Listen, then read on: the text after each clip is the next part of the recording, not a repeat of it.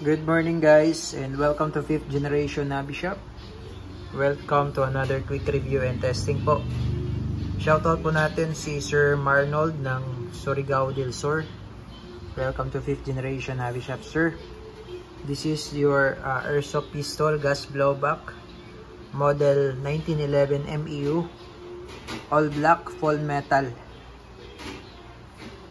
Ayan, made in Taiwan po ito, sir. Bali, full metal po ito. Yung slide niya po ay metal. Yung frame niya po is metal.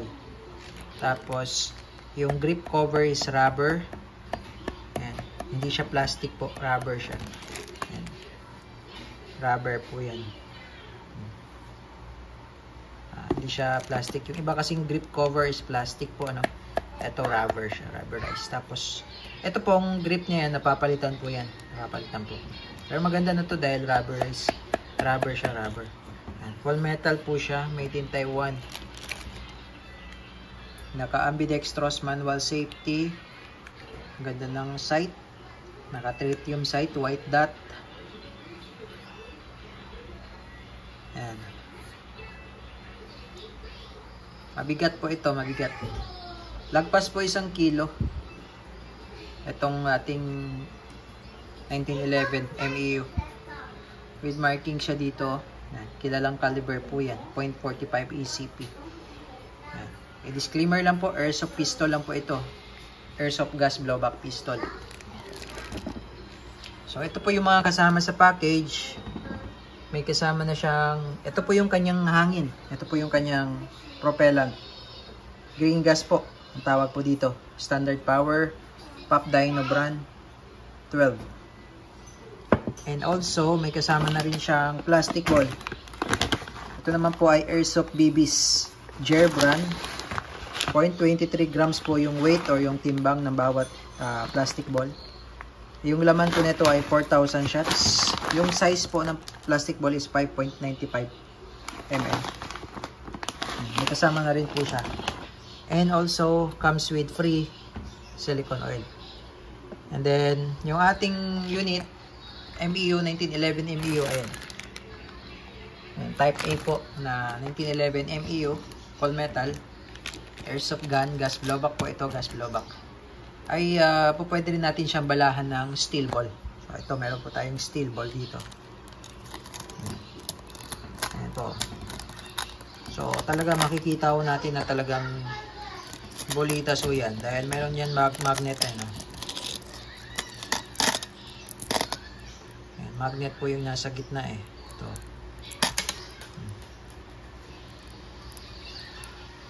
Ayan. So, dumidikit po siya sa magnet. Ayan. Bulitas po yan. 5.95 din po. Mamaya po, itetesting po natin itong steel ball. Ayan. Tapos, may free na siya na 50 shots. 50 shots na steel ball. Bukod po dun sa 4,000 shots na plastic ball, meron din po siyang free na 50 shots na steel ball. Ayan po.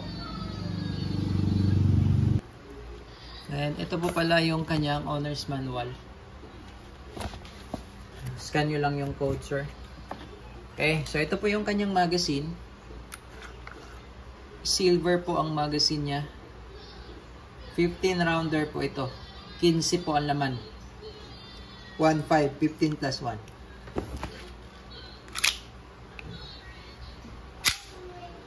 Yan, tapos ito naman po yung safety niya. Kabilaan po yan, ambidextrous po. Ayan.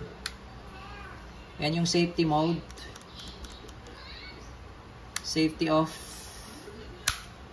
Yan.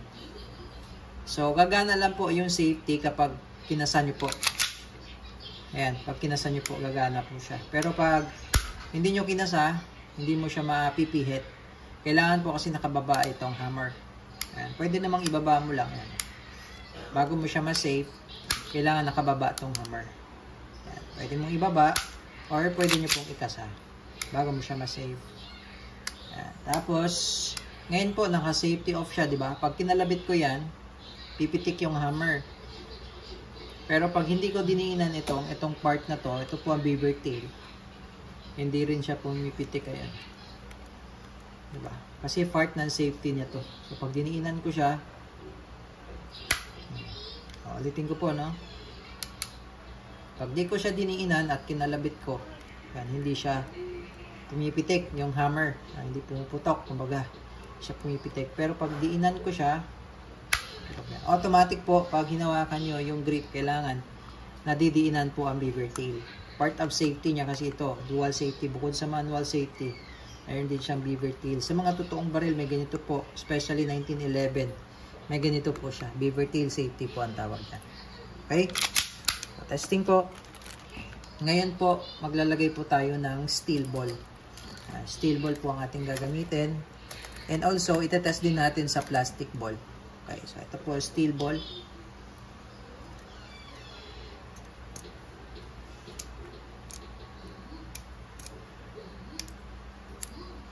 Ayan po.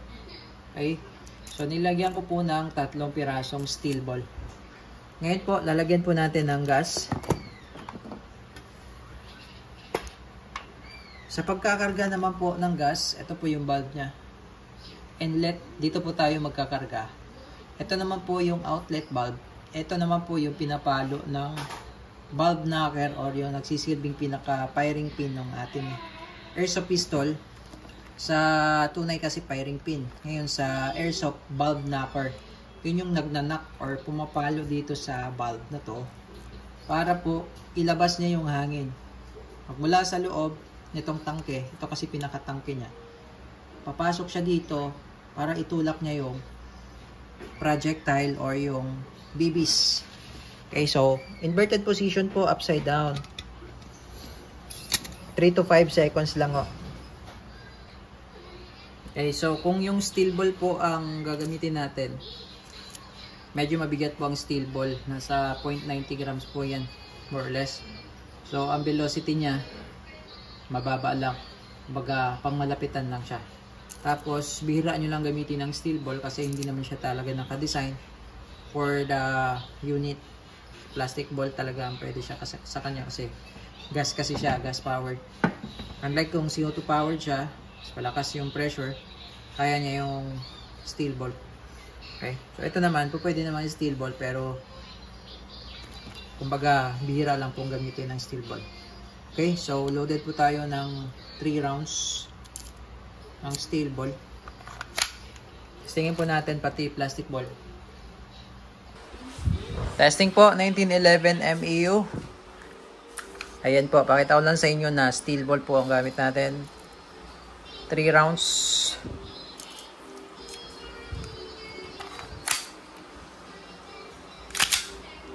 So, yun po ating target, 3 meters away. Ayun po. Ayan. Firing.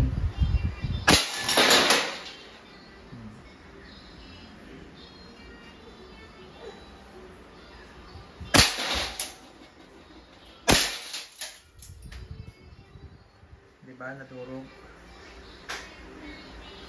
So, nag-open slide na po. Ibig sabihin, wala na pong bala yan. Release ko lang po yung magazine. Yan, tapos hayaan ko lang siya nag-open slide. Then, maglo-load po tayo ng bago. Plastic ball naman po ang gagamitin natin. Maybe 5 rounds.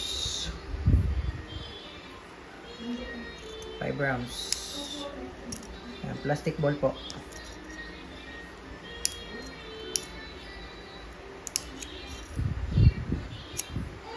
Wala na, durog na yung bote. So, load natin. So, inayaan ko lang po naka-open chamber.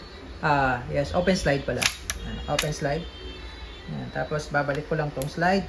Release. Then, di na po, no need na po ikasa kasi galing siya sa open slide. Firing.